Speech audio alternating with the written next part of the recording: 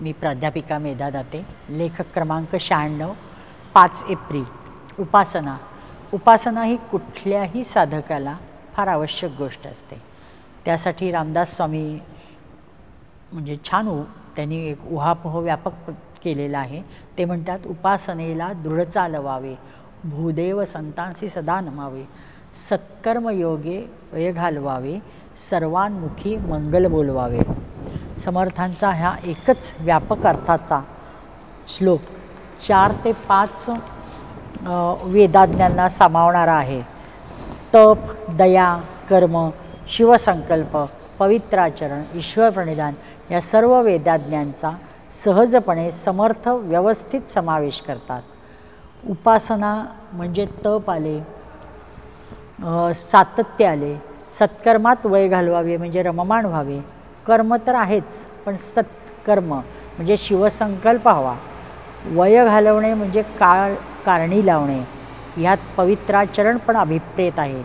थोडक्यात अशा या सर्व वेदाज्ञांचा नेमका न्याय देण्यासाठी उपासना फार गरजेची आहे. सहसा कोणत्याही उपासनेचे अंतिम साध्य ईश्वर साक्षात्कार हेच असते.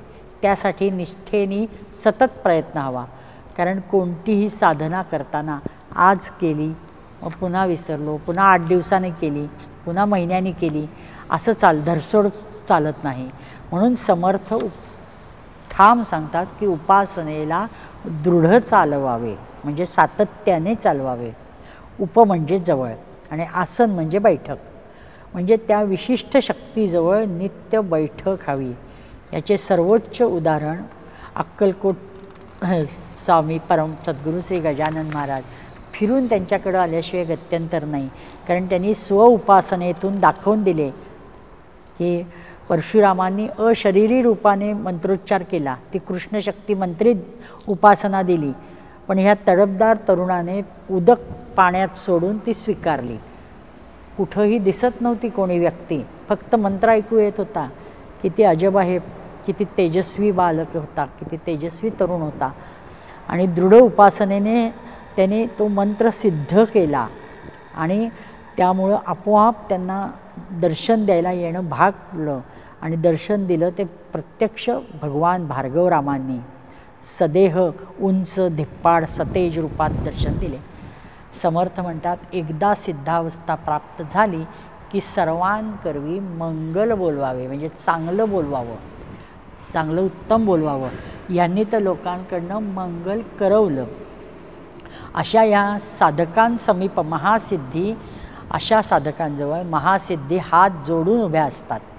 त्यामुळे मनात एखादा संकल्प यायचा अवकाश की तत्काळ तो पूर्ण होतो.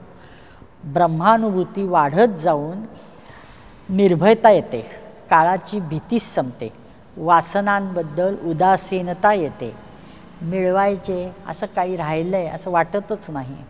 त्यामुळं मन सतत शांत आणि स्थिर होतं. चैतन्य शक्तीच्या वास्तव्य जाणीवेमुळे सतत मनात वैश्विक शुभसंकल्प येतात, स्फुरत राहतात. आणि त्यानुसार या श्रेष्ठ तरुण साधकाने गुरुदक्षिणेच्या रूपाने अवताराला साजेसा असा युगधर्म स्थापनेचा संकल्प केला आणि अवघ्या 25च्या आत त्यांनी तो केला. आज देशोदेशी सुरू असलेली अग्निहोत्रे ही त्याचीच फलश्रुती आहे. या छोट्या गजाननाने केलेल्या उपासनेची फलश्रुती म्हणजे आजचं हे पंचसाधनाचं विश्वभर व्यापक जे नेटवर्क आहे ते आहे. की धन्य त्यांची उपासना आणि धन्य हा उपासक. नमस्कार.